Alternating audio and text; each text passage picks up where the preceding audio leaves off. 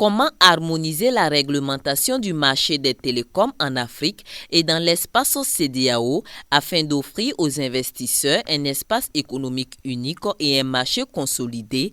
C'est pour tenter d'apporter des réponses que les acteurs professionnels du milieu des télécommunications se réunissent du 24 au 26 novembre à Ouagadougou à ce premier salon Africa Global Telecom Business Meeting sous le thème « Investir dans les télécoms en Afrique, quel intérêt ?» Ce thème dont je salue la pertinence appelle l'ensemble des gouvernants, des régulateurs, des entreprises privées, des investisseurs et des organisations fêtières des consommateurs de services électroniques à plus d'engagement pour le développement des télécommunications TIC. Le partage d'expériences et les réflexions auxquelles vous êtes conviés vous permettront, je l'espère, de dégager des recommandations et des suggestions pertinentes pour impulser de grandes avancées dans le domaine des télécommunications TIC. Aujourd'hui, il est reconnu que l'essor du secteur des télécommunications et des nouvelles technologies est vital pour le développement de l'économie de tout pays.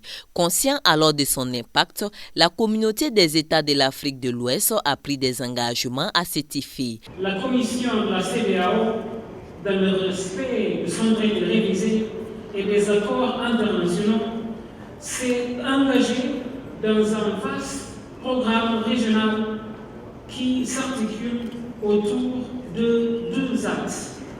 Premièrement, l'interconnectivité régionale et internationale, et aussi la refonte de l'environnement législatif et réglementaire, afin de garantir l'accès abordable et équitable à tous les citoyens et à tous les acteurs pour répondre aux besoins économiques et de développement des pays de la CEDEAO. Dû à la maladie à virus Ebola, la première édition n'a pu se tenir en 2014, mais Africa GTBM 2016 s'annonce promoteur, en croient les organisateurs. C'est à l'honneur de toute la population qui prennent les TIC comme de l'argent aujourd'hui, parce que pour nous les TIC c'est comme de l'argent pour toutes les activités. Vous avez vu également au niveau de l'exposition, il y a de très belles choses, il y a des innovations, les opérateurs de téléphonie sont là, les acteurs de TIC sont là avec des nouveautés, avec des appareils, toutes choses qui contribuent à faciliter la vie des citoyens, à faciliter la vie de nos populations, à faciliter l'activité économique de notre pays. Ce sont plus de 1000 participants venus d'Afrique, d'Amérique, d'Asie et d'Europe qui prennent part à ce salon. Des trophées de distinction ont été décernés au chef du gouvernement burkinabé, au ministre du Développement de l'économie numérique et des postes et au commissaire de la CEDEAO en charge des télécoms.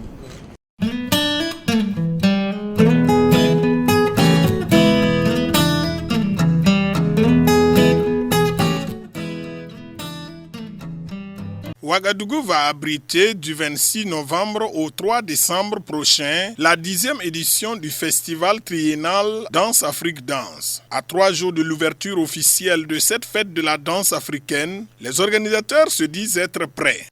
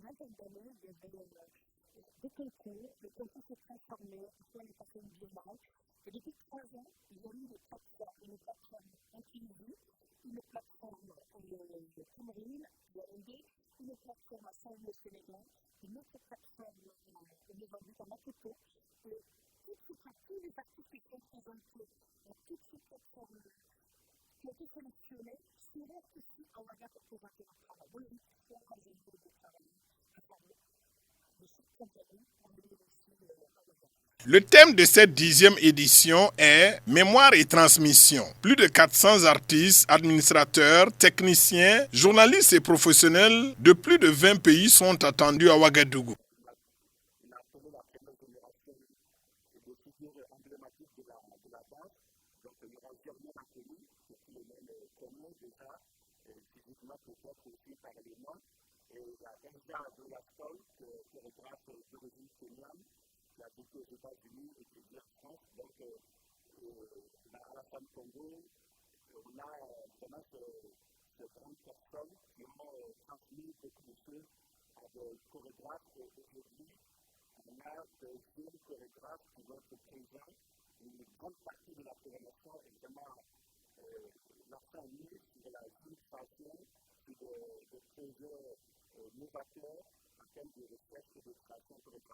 Les différents points de spectacle sont le CDC, l'EDIT, l'Institut français, le CITO, l'ATB et dans des espaces publics dans la ville de Ouagadougou. Il faut noter que tous ces spectacles sont entièrement libres et gratuits.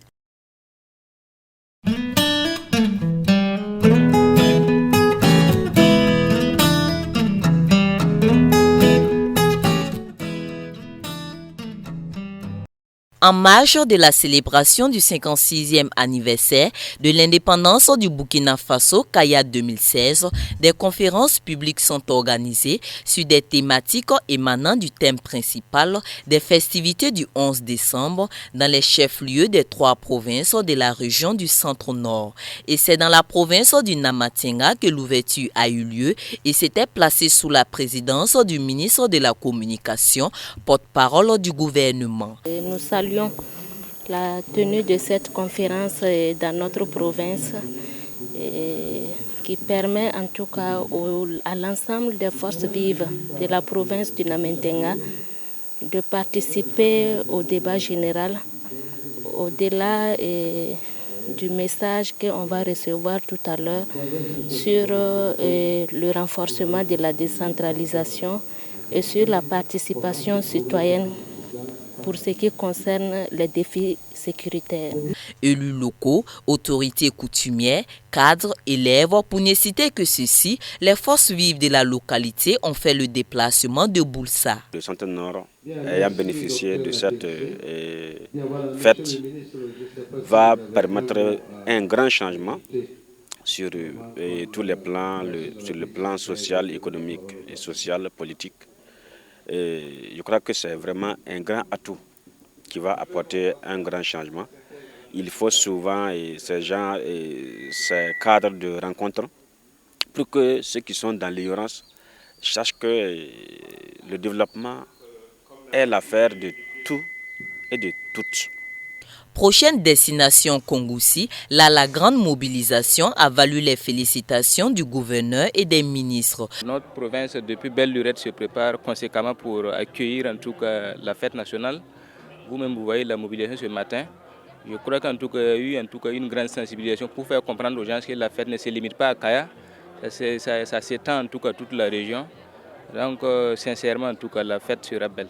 Tout comme le ministre de l'Enseignement supérieur, le président de la cérémonie a exhorté les populations à travailler pour que la commémoration du 11 décembre à Kaya soit un plein succès. Il est par ailleurs revenu sur l'importance de ces conférences.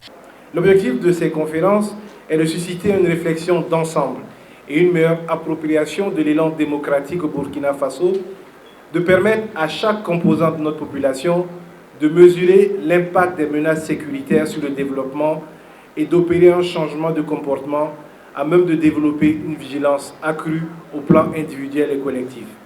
Ces conférences sont donc une occasion d'échange avec les populations autour du civisme et de la responsabilité citoyenne de chacun dans le développement de notre pays.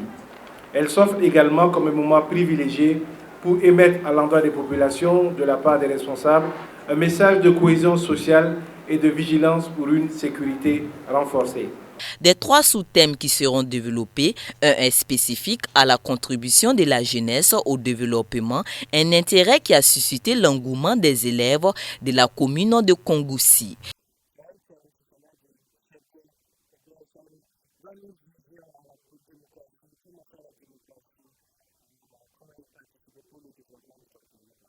L'intérêt de ce thème-là, c'est de nous permettre de nous cultiver. C'est une culture générale. Présentement, comme c'est la série A aussi, on a besoin de ces cultures pour pouvoir aller loin. Je voudrais seulement comprendre ce que c'est que la démographie, progrès économique et social et quelle contribution de la jeunesse dans un contexte de défis sécuritaires. En rappel, les différents sous-thèmes qui font l'objet d'échanges sont d'abord développement durable et défis sécuritaires, quelle initiative locale pour une participation citoyenne. Ensuite, démocratie, progrès économique et social, quelle contribution de la jeunesse burkinabé dans un contexte de défis sécuritaires. Et enfin, progrès économique et social, impact des menaces sécuritaires.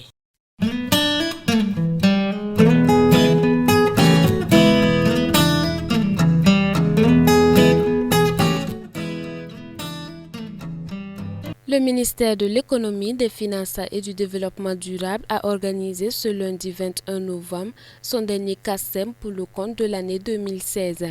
Il s'est agi pour la ministre en charge de ce secteur de présenter au cours de son discours d'ouverture les acquis engrangés au cours de ces 9 derniers mois et les défis qui restent à relever.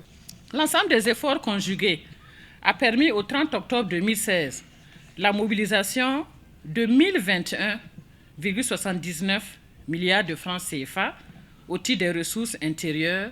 Félicitations donc au Régie des recettes sur une prévision annuelle de 1286,83 milliards, soit un taux de réalisation de près de 80% en fin octobre. Donc je crois que c'est important de voir que les performances des régies sont bonnes et nous encourageons vraiment le personnel à continuer à donner le meilleur de lui-même. Quant aux ressources extérieures, 33 conventions de financement ont été signées avec les partenaires bilatéraux et multilatéraux pour un montant total de plus de 414 milliards de francs CFA dans le domaine de l'économie, de la culture, de l'eau, de l'éducation, de la santé, de l'agriculture, des droits humains et de la sécurité. Par ailleurs, 52,73 milliards de francs CFA ont été décaissés au titre des appuis budgétaires sur une prévision annuelle de 135 milliards de francs CFA. En dépit de ces points de satisfaction, je pense qu'il faut aussi dire qu'il y a des choses à faire. Tout n'est pas brillant. Nous ne devons pas perdre de vue les nombreux grands défis à relever par notre département en raison de la transversalité des missions qui lui sont assignées, mais aussi dans le cadre de l'atteinte des objectifs du Plan national de développement économique et social. C'est sous le thème à la mise en œuvre du PNDSA enjeux et défis pour le MINEFID que se tient le présent conseil d'administration du secteur ministériel des finances et de l'économie. De façon générale, le bilan est satisfaisant et les partenaires techniques et financiers semblent réitérer leur aptitude à accompagner le Burkina Faso. Cependant, les défis majeurs à relever sont encore en nombre. Entre autres, nous citons l'organisation de la conférence des partenaires les 7 et 8 décembre prochains dans la capitale française, l'optimisation de la mobilisation des ressources budgétaires, la poursuite de la mise en œuvre des mesures de réduction du train de vie de l'État. Ce CACEM aura duré 24 heures au cours desquelles des discussions constructives ont été menées en vue d'améliorer les prestations dans le domaine de l'économie et des finances.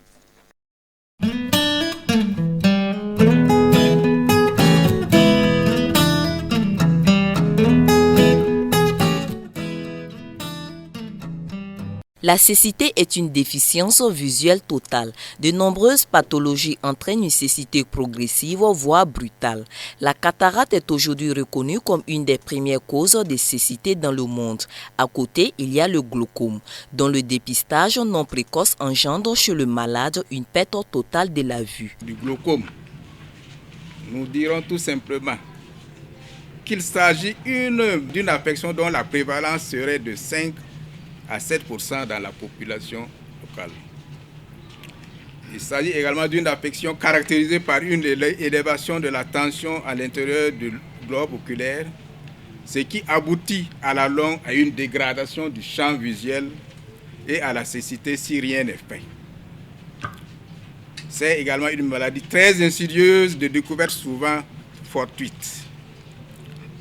Le caractère génétique de l'affection est prouvé, ce qui nécessite un dépistage et un suivi familial. Pour lutter contre cette maladie oculaire, le Centre médical protestant Chifra a reçu un laser de l'association française Jérémie pour traiter ses patients souffrant du glaucome. Il y a 2 mois, j'ai reçu un coup de téléphone d'une personne qui veut rester anonyme. C'est une belle histoire que je connais, qui est dans l'entourage de notre association Jérémie, qui nous a dit, donc nous, on voudrait offrir un laser pour soigner le glaucome au Burkina. Combien ça coûte ?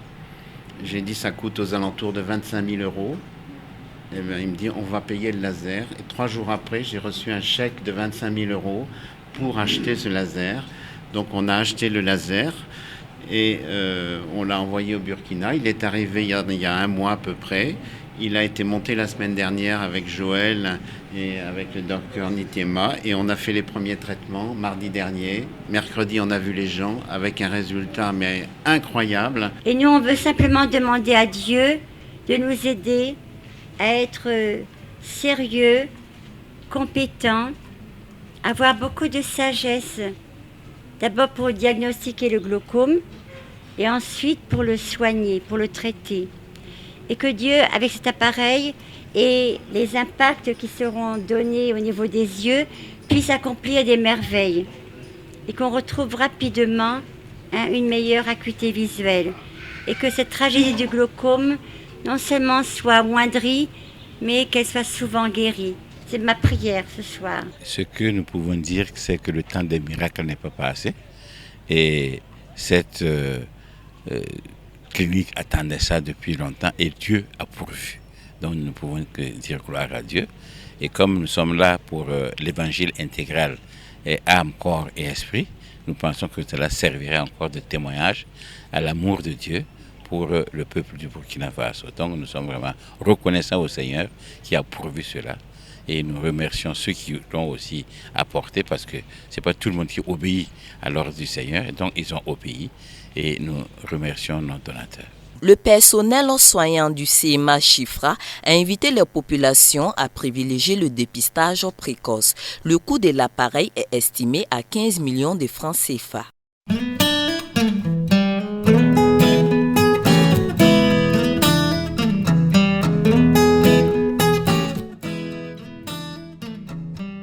Loin des documents et des amphithéâtres, ces étudiants ont pris l'initiative de donner un peu de leur sang pour répondre à un besoin de sang toujours croissant. Un acte qu'ils qualifient de noble et de salutaire. En fait, le fait qu'on a dit que le sang seulement c'est sauver des vies, on sait seulement qu'on ne peut pas faire une vie. Mais si on peut sauver des vies, c'est en tout cas une bonne initiative de le faire. Actuellement, là, je peux dire que c'est un sentiment de joie de donner son sang pour sauver une vie. C'est vraiment quelque chose de merveilleux. Depuis 2014 que moi j'ai commencé à donner. Aujourd'hui, si je me focalise à compter, ça fait au moins 7 dons que j'ai fait. J'ai aujourd'hui mon carnet de dons de sang. Donc vraiment, ça a toujours été le même. Avant, c'est la peur et après, il n'y a rien. Cette activité de don de sang s'est effectuée sur l'initiative du groupe public universitaire de la cité de la Padoue dans le cadre des 72 heures marquant la clôture des activités de l'année 2016. Nous sommes en train de clôturer les activités de l'année 2016. Et à cet effet, nous avons décidé d'organiser cette clôture en 72 heures.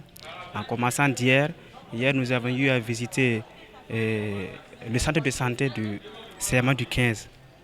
Voilà, nous avons eu à offrir ce que nous avions, c'était du savon et des sachets d'omo, voilà, afin d'aider aussi à l'entretien de ce centre de santé. Et aujourd'hui, nous avons vu que nous avons fait le constat qu'actuellement le Burkina Faso est victime, voilà, d'énormes maladies qui sévissent actuellement, et il y a un manque de sang dans nos différents centres de santé, raison pour laquelle nous avons dit que c'est intéressant d'organiser cela. Et cela a été, l'initiative vient du JBUL, du groupe biblique universitaire, et maintenant la cité toute entière est impliquée. Et vous allez voir, ce ne sont pas seulement les JBUiens, c'est-à-dire les protestants évangéliques qui sont là, mais c'est plutôt toute la cité qui est impliquée. Au regard du grand besoin en sang dans les formations sanitaires, les responsables du Centre national de transfusion sanguine saluent le geste des étudiants. Vous êtes sans ignorer que présentement on parle de la dengue, du paludisme grave, et il y a aussi les accidents, les accouchements qui nécessitent parfois une transfusion sanguine. Donc ce geste vraiment vient à point nommé. Nous invitons toute la population à faire comme les étudiants ont décidé de faire ce matin. Voilà, parce que le sang, nous sommes toujours en manque. Nous n'avons pas assez pour couvrir toutes les demandes. Voilà pourquoi nous invitons la population à emboîter le pas des étudiants pour qu'ensemble nous soulagions les malades qui sont dans le besoin. Conscients du besoin accru du liquide rouge, ces étudiants de la cité Padoua comptent donner régulièrement de leur sang pour sauver des vies. Pour ce qui est de cette opération, c'est une 50aine de poches de sang qui a été collectée. À noter que tôt dans la matinée, les JBUiens de la cité universitaire de la Padoua ont contribué à rendre propre leur cadre de vie.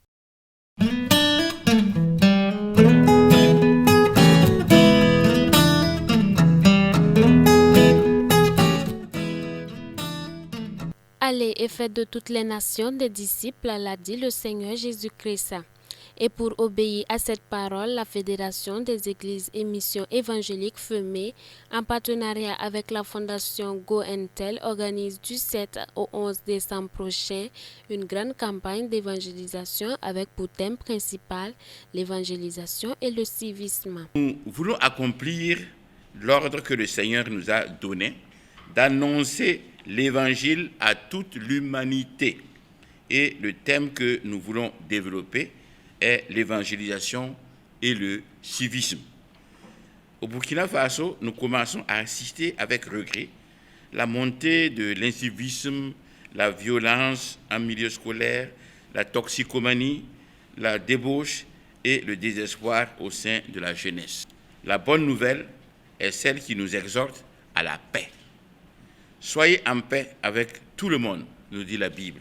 En marge de ces grands rassemblements des soirs de 16h30 à 21h, des conférences sur le leadership sont prévues dans la matinée des 8 et 9 décembre sur le site du 75e anniversaire des Assemblées de Dieu au compte des pasteurs et des responsables d'église. C'est important de retenir ces dates-là du 7 au 11 décembre 2016, ici à Ouagadougou. Et la campagne se déroulera tous les soirs à partir de 16h, de 16h à 21h, sur le site de l'espace vert de Nagrin, au secteur 29 de Ouagadougou. C'est sur la route de Saponé, après l'hôtel Laïko, en allant vers l'hôpital Blaise Compaoré. Alors il faut dire que cette campagne-là sera accompagnée d'une grande conférence. Cette conférence est dénommée conférence de feu, sur le thème qui a été donné tout à l'heure par le coordinateur national, Jésus simplement ou simplement Jésus. L'évangéliste David De Vos, orateur principal de cette campagne d'évangélisation originaire des Pays-Bas, n'est pas à son premier acte au Burkina Faso. Les organisateurs de cette grande campagne au cours de cette conférence de presse ont lancé un appel à toute la population à venir voir la puissance et la grandeur du Dieu vivant à travers ces soirées de grâce et de miracles pour cette fin d'année 2016.